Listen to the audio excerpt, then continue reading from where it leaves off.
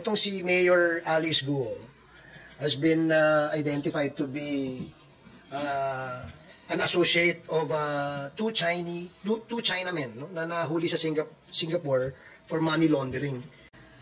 Nagiging modus kasi ng mga Chinese ngayon na kumukuha ng Filipino citizenship, no, doon sa sinasabing late registration. Magtataka tayo dahil puro lahat sila late registration. Lahat po sila pinanganak sa Comadrona. Wala hong pinanganak na ospital dyan. So, again, no, that's an alarming information that we should all look into. Authentic, original Filipino passports, pero spurious and dubious yung mga supporting documents that they submitted. Si Mayor Alice Guo po recently said categorically, she refuted na isa siyang spy or asset po ng China. And on top of that, she said na she is Filipino and mahal po niya ang ating bansang Pilipinas. Do you find her statements believable or credible po? Well, I find her statements not credible. No? Madali naman po magsabi na mahal mo yung sarili mong bansa eh. But the matter is, what she's claiming is contrary to what is appearing in the documents. May mga records po na nakalagay doon, yung citizenship niya is Chinese. No? And of course, the surrounding circumstances that there was a late registration of her birth. And of course, dubious din, no? Yung kanyang pagkaupo bilang mayor ng Bamban Tarlac. So I guess the Office of the Solicitor General is in the right track, wherein I guess they're planning and studying to file a quo warranto procedure, no, wherein to question the legitimacy of her being a mayor, no, because the quo warranto basically is by what authority does the person is occupying the seat. So, titignan ho natin yung aspeto ng kanyang citizenship and of course, yung involvement niya rin dito sa illegal na operasyon ng POGO sa kanya pong lugar. So, I guess it's not credible and I would say it's dubious, no? Yung kanya pong mga statements. To add lang, no? Wala naman po atang SPA or asset na mag-aamin, di ba? So, like what Congressman Jill said, the evidence could speak for itself. And nakikita natin na marami siyang hindi alam, di ba? Maraming hindi nasasagot and hindi siya credible as a person in her statement. So, let's see kung anong mangyayari, ano pa ang mga mahahanap at makikita ng mga pieces of evidence. But like I said, di ba, simple lang, wala naman pong aamin na meron silang ginawang masama or isa silang asset or SPIA at the end of the day. Just to add, sir, kasi nung nagkaroon ng Senate inquiry, maraming natanong, hindi niya nasagot. By the time na sumagot siya, puro kwento na lang yung sinabi. I think more than kwento, she should show evidence of such na, you know, para paniwalaan siya. Yung katabi ko, isang magandang abogada, alam niya na dapat evidence, hindi kwento. Oh, doon sa amin sa Tondo, may kasabihan, puro wento, walang wenta. Kailangan magpakita ka ng ebidensya para mapaniwalaan ka ng ating bansa. So, kung hindi po siya spy or asset, baka tourist. Ano? Baka po. So, I would like just to comment about that issue because kung dito nga po sa Kongreso ay meron pong procedure on granting Filipino citizenship, no? The naturalization process. Ipinapasa po yan ng Kongreso.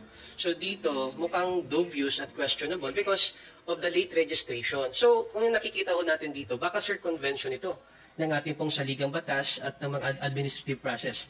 So a foreign individual can just conveniently registered her birth late and the local civil registrar will issue a birth certificate and that will be properly recorded in the PSA. And the basis of that documents, he can ask and apply for issuance of a Philippine passport.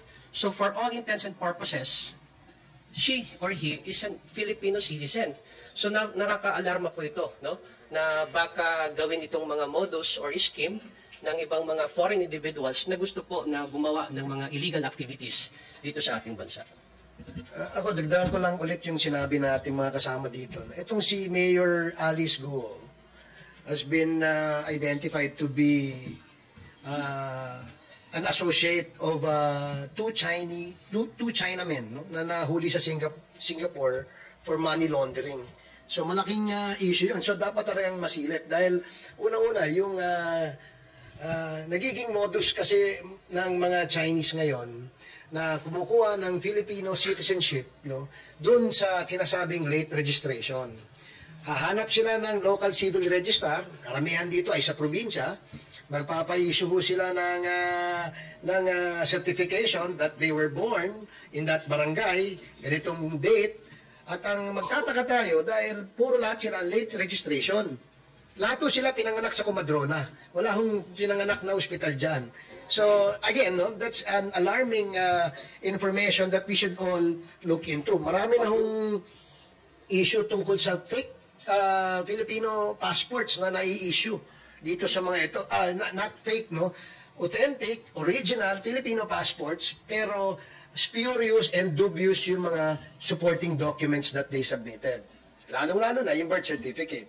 Lahat po yan, pinanganak, Comadrona, lahat po yan sa probinsya, lahat po yan ay late registration. So again, no, that's a cause for alarm. That's why dun sa investigation ni Congressman Paduano, isa yun sa usapin na sinisilip po natin. Kung nagkaroon tayo ng isang elected mayor sa Tarlac, na ngayon lang natin nalaman, hindi imposible ba na yung mga tinatayong structure sa China, Shabu Laboratory na? Meron na ba kayo natanggap na report dito? Hindi imposible yun. No? Hindi sa akin palagay, hindi naman siya imposible na kung ano yung plano nila doon. Tayuan nila ng ganong klaseng laboratorio rin doon. In fact, they have recognized and they identified that the area where these islands are situated are strategic. You know? Both militarily and economically and siguro and commercially, no, yung commercial doon baka isa na yan, no, sa naiisip nilang pwedeng gawin doon siguro magtayo ng laboratorio. Thank you. Last question from Joy Cantos of Filipino Star ngayon. Kay Congressman Barbers. Sir, may report po kayo ng moonlighting ng mga policemen sa mga POGO officials na nag-escort daw po. Yung mga POGO officials po and members, involved po sila sa kidnapping po, ransom, murder, sex trafficking, and other crimes. So meaning may possible knowledge sila and involvement. So ganun po kalala yung breach of discipline? Oo, nakakalungkot isipin na yung ating mga SAF, no, yung mga membro ng ating Special Action Force sa Philippine National Police ay ginagawang bodyguard nitong mga inchik na ito. No? I'm referring to the mainland Chinese. Ito yung mga POGO operators na pupunta rito. No? Isang malaking kasalanan para sa liderato ng Special Action Force na protektahan mo yung mga kalaban ng bayan. No, kagaya nga na nasabi mo, Joy, itong mga karamihan sa nag-ooperate ng POGO ay involved sa mga kriminalidad, yung criminalities, no, kagaya ng kidnap for ransom, meron pa nga murder dyan, meron pa nga torture chamber silang ginagawa doon sa kanilang lugar. So, I guess, napakalaking kasalanan para sa Philippine National Police na payagan yung ganyang klaseng moonlighting na ginagawa ng kanilang kawani sa hanay ng Philippine National Police. So dapat kasuhan yung mga yan. Sir, mayroon din pong report na a number of Chinese were able to enter Davao, acquired a birth certificate, Filipino birth certificate, and even put a business there. Is it alarming po kasi napakarami daw po nito? Ay, hindi lang sa Davao yun, sa buong Pilipinas. In fact, ngayon, yung kagaya ng ating panawagan nung kamakailan, na meron pong nakarehistro mga estudyante raw sa isang universidad dito sa atin sa North, no, sa Cagayan.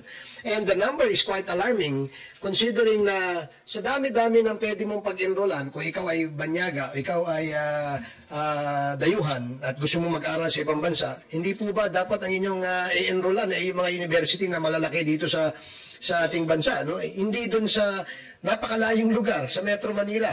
At ganoon sila karami, no? That issue will be taken up in the Committee on Justice when we resume with the hearings on the influx of Chinese dito sa atin. Tama kayo, karamihan ng pumasok dito ay tourist at para ma-extend po yung kanilang visa, pagka ito'y nag-expire, meron mo silang kausap na taga-tiwaling kawani ng Bureau of Immigration at ini-extend yung kanilang visa into a student visa. Kaya ganun ho karami, no? Base sa datos na nakuha natin, 16,000 ang naka-enroll na Chinese sa universidad dito lang sa Luzon. 16,000 po yan, napakalaking number. At masteral courses po yung kinukuha. At karamihan mo sa kanila ay hindi naman marunong mag-isalita ng English. So talagang nakakapagtaka. Nakakakuha ho sila ng fake documents to prove that they are Filipino citizens, gaya ng birth certificate. At ang malungkot, nakakakuha ho sila ng Filipino passport, nakakakuha sila ng driver's license, nakakakuha ho din sila ng gun license. So yun ang malungkot. Kapag ito'y nakahawak ng mga armas, magtaka na tayo.